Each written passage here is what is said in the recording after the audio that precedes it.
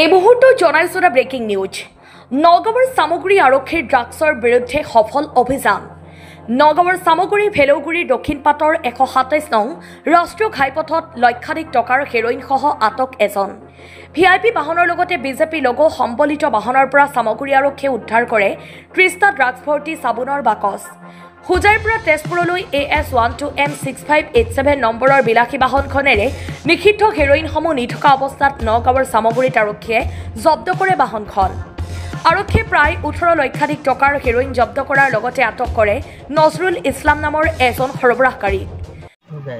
হুজাইত ক'ৰ পৰা আনিছা মাল?